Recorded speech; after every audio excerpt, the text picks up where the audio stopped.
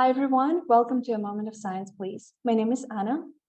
And my name is Mohammad. We would like to welcome Dr. Frankland, who's a senior scientist in SickKids Research Institute at Neuroscience and Mental Health Program. He holds a Canada Research Chair in Cognitive Neurobiology and is full professor at the University of Toronto Department of Psychology, Physiology, and Institute of Medical Science. Dr. Frankland is also a fellow of Royal Society of Canada and member of the Child-to-Brain Development Program at Canadian Institute for Advanced Research. Welcome, Dr. Frankland. If you could please introduce yourself and tell our audience a little bit more about you and your background and education. Yeah, so my name is Paul Frankland, and I'm originally from England. So I grew up in England in a small town. It's called Folkestone. It's not too far from London. And it's a small sort of fishing town, which is not too far from France even. So you could take a ferry from my town to France. So I grew up there, and I eventually went to university. I was the first person in my family to go to university. So neither my brother or sister went to university, and my parents didn't go to university. The place I went to university for my undergraduate was in the north of England, so quite far from home, a place called University of Sheffield. And there I enrolled in a course in engineering and decided in the first, after 1 year of engineering, that wasn't really the thing for me. I wasn't very interested in engineering. And I switched to do a degree in psychology, which I found much more interesting. And then after that, I decided I would go to graduate school. And that's when I made the sort of big move and came over to Canada and actually did my PhD here at U of T in psychology. And then after that, did a postdoc in the US, a place called Cold Spring Harbor Laboratory, which is near New York. And then our lab moved to UCLA. So I finished my postdoc at UCLA and then came here in 2003. So that's my story. So you have a lot of academic experience as evidenced by the numerous research papers you have published and also your membership in the Canadian Institute for Advanced Research. But I guess my question is, what experiences did you have that allowed you to narrow down your interest and choose your path in academia? More specifically, what made you choose the field of neuroscience and more particularly cognitive neuroscience and brain development? Yeah, so I spoke a bit about my sort of initial, started university, I did engineering. I wasn't really interested in engineering. I have no idea why I decided I should do an engineering course, because I'm the least handy person you'll ever meet. So I can't fix anything in the house or do anything with a car. So that was the first sort of shift, and got to sort of psychology, which interested in sort of how people work, what sort of motivates people, how people make decisions and things like that. My PhD project was really a sort of very basic circuit mapping type project. We're interested in a reflex called the startle reflex, and that's what happens when you hear a loud noise and you sort of jump. And so in rodent models, we're interested in sort of mapping the circuit from the ear to the muscle of how that reflex works. It turns out it's a very simple circuit. It has about like 4 or 5 synapses. And the signal goes from ear to muscle pretty quickly. It goes in about 8 or 10 milliseconds, if I can remember correctly. But in a way, that was a bit dry for me. And then later on in my PhD, I started studying how that circuit or that reflex was modified by experience. And so what we could do in those studies was to take the same animals, and we could pair a light with a foot shock, a bit like sort of Pavlov. And after a while, the light becomes fearful or fear-inducing for the animal. And if you now induce a startle reflex when the light's on, they jump much higher. And that's sort of what you sort of might experience if you're sort of a little bit nervous and you're walking down a dark alley late at night and you hear a noise which wouldn't normally make you jump in, say, in the middle of the day, but at nighttime it's going to make you jump out of your skin. So so that got me onto the sort of track of being interested in learning and memory, and then that's where I stay sort of for the rest of my career since then. So nowadays in my lab, we're interested in sort of memory from all aspects of memory. So we're interested in sort of how memory works across development, how memory doesn't work in diseases, and we're interested also in things like what is the sort of biological basis of a memory? What's the collection of cells or engrams that make up memories? And so we've done experiments on those types of things. That is quite interesting research project to get involved. So I have a follow-up question. In one of your recent research paper named Voluntary Exercise Increased Neurogenesis and Mediates Forgetting of Complex Paired Associated Memories, you and your colleagues were focused on neurogenesis.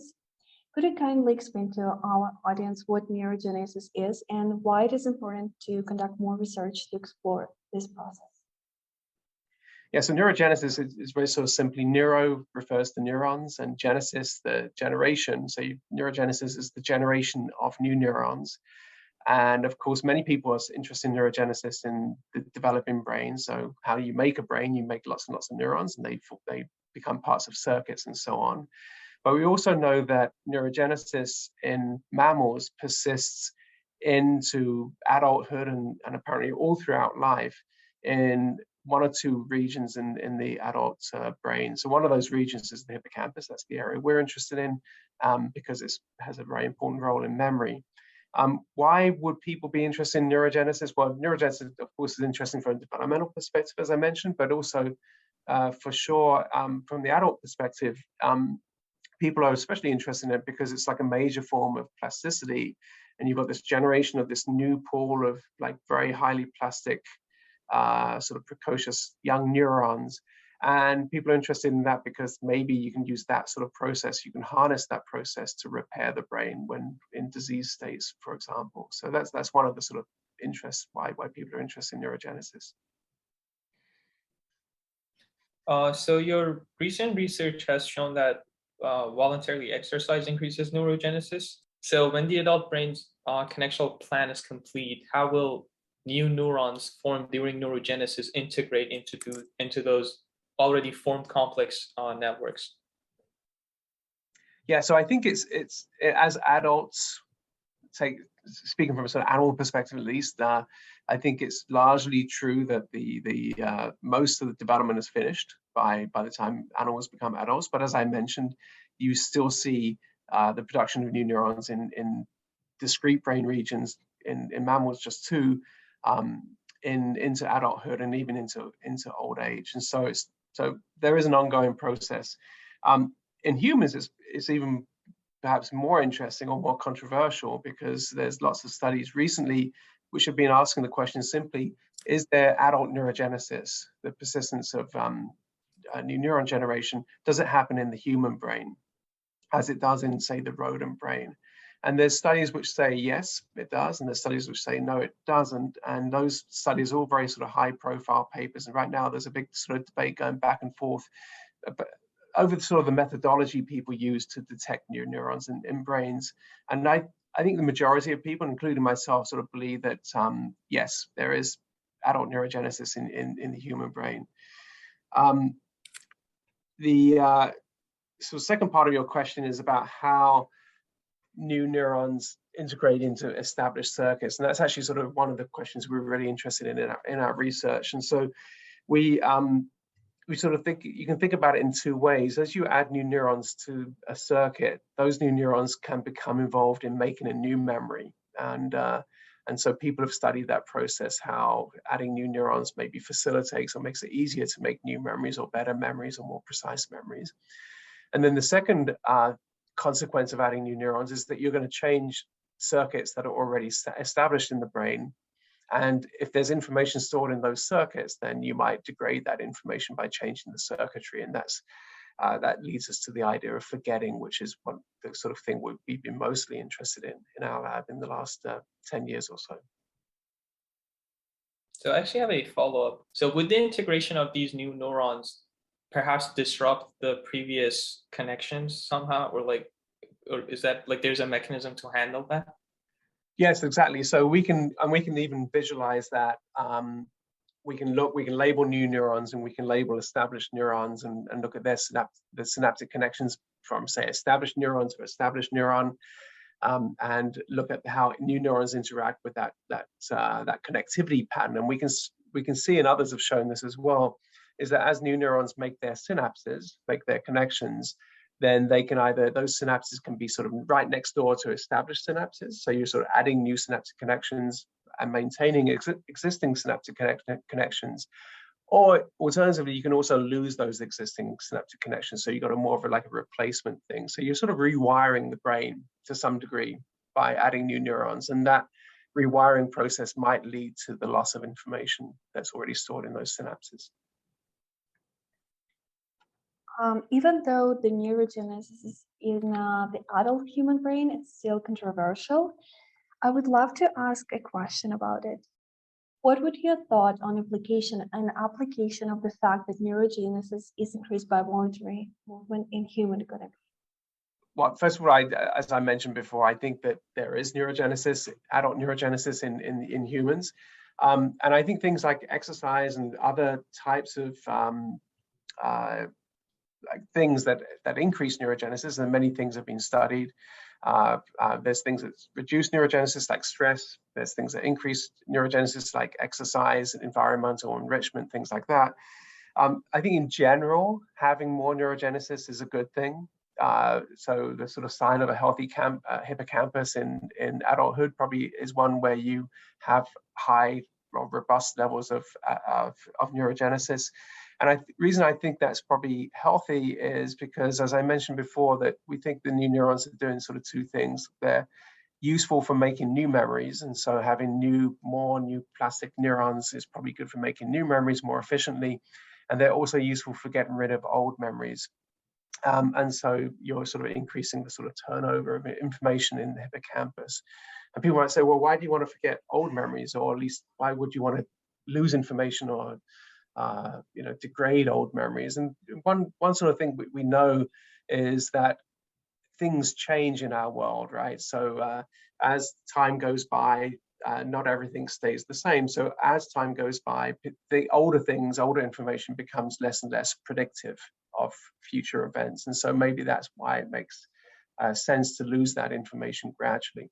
So in the study which you referred to, we did an experiment which sort of tested that idea. So we taught animals quite a complicated learning task where they had to learn some sort of complex associations between different stimuli. Then we increased neurogenesis, and we showed that led to forgetting of that learned information. And then we trained them in a situation where we now reverse those contingencies. So they had to relearn new stuff, but in this sort of opposite pattern. And we found that the animals that had increased neurogenesis that had forgotten, they were more efficient at learning the new information. So sort of the take home from that is that maybe higher levels of neurogenesis allow you to learn fast, but also make you more flexible in situations where things change in the world. So could it be the case that like processes like neurogenesis impairment play a role in, say, Alzheimer's or some diseases? Yeah, and people are definitely interested in that. And there's sort of there's two possibilities. I mean, one is in Alzheimer's, and people have studied patients or the brains from patients who had Alzheimer's and found that neurogenesis levels are reduced. And so that sort of fits with this idea that that they would have more difficulty forming new memories, but maybe there would be less forgetting of old memories. You say, well, that doesn't make sense because, well, they've got Alzheimer's. Isn't Alzheimer's all about forgetting? Well, one part about forgetting is if you don't forget efficiently, then your sort of mind or your brain gets jumbled up with too much information. It makes it harder to retrieve the sort of correct thing you're trying to retrieve. And so you get this sort of interference effect. So that's one possibility. That's on my part, pure speculation, but that's one way to think about it, that you need good forgetting for a sort of healthy memory function. Yeah. So for this paper, you chose mouse models.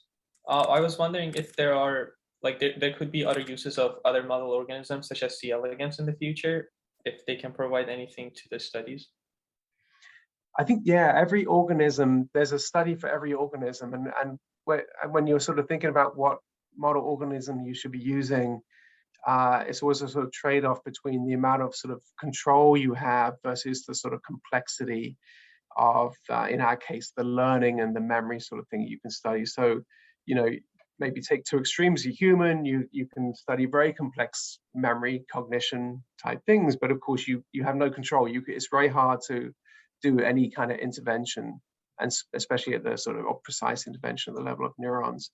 And then with C. elegans, it's hard to study complex behavior, although you can study behavior, of course, but you have like really exquisite sort of control over over your interventions. You know, there's 302 neurons, for example, and you can individually target groups of neurons or individual neurons, and so on and so forth. So you have lots of tools where you can manipulate things and start to understand causal relationships between variables.